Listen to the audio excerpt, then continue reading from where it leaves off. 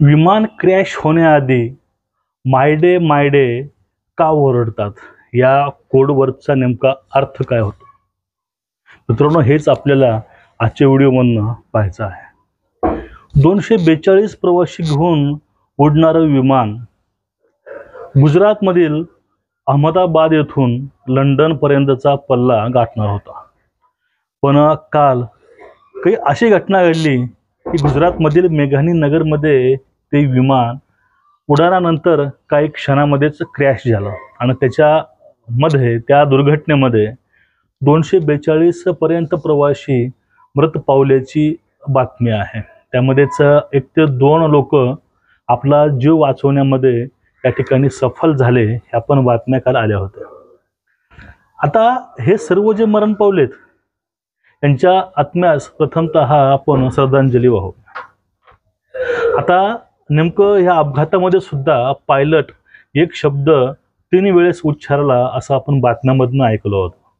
कारण ह्या पायलटनं लंडनच्या एअरबेसला किंवा एअरलाइन्सला एअरपोर्टला यांनी माय डे असं 3 वेळेस बोललं होतं आणि तेवढ्यामध्येच सिग्नल तुटला आणि ते विमान क्रॅश झालं. इथपर्यंत बातम्या पाहिल्यात.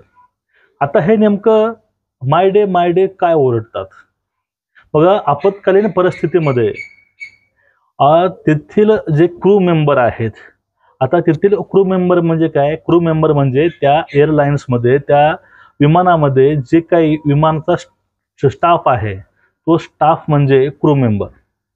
हे क्रू मेंबर आणि पायलट यामध्ये जो संवाद असतो, हा संवाद हा कोड भाषेमध्ये असतो, कोड वर्डमध्ये असतो.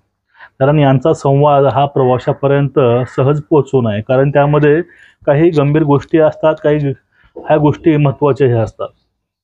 मग त्यामुळं हे जे काही बोलणं आहे हे पूर्णपणे कोडवर्डमध्ये असतं. आपत्कालीनमध्ये हा माय डे हा शब्द हे 3 वेळा वापरतात. ते थेट का बोलत नाही, तुम्हाला हा प्रश्न पडला असेल. आता आपत्काल आहे असं ते थेट का नाही बोलत?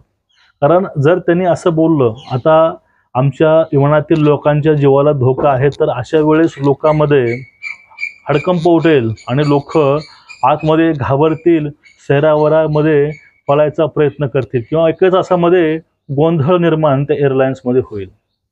त्यामुळं ते आपल्या भाषेमध्ये सांगत नाहीत, ते माय डे असं 3 वेळेस उच्चारतात. आणि या शब्दाचा वापर डिस्ट्रेस कॉलमध्ये सुद्धा केला जातो. डिस्ट्रेस कॉलमध्ये याचा वापर होतो.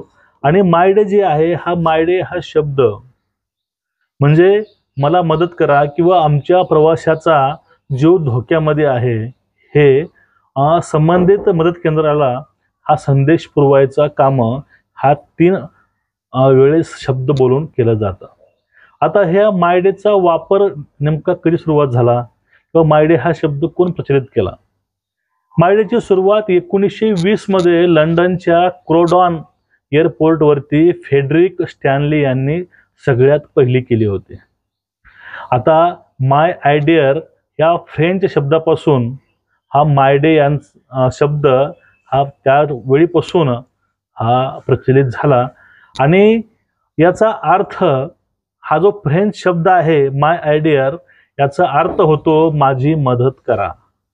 हा शब्द तेव्हापासून माय डिअर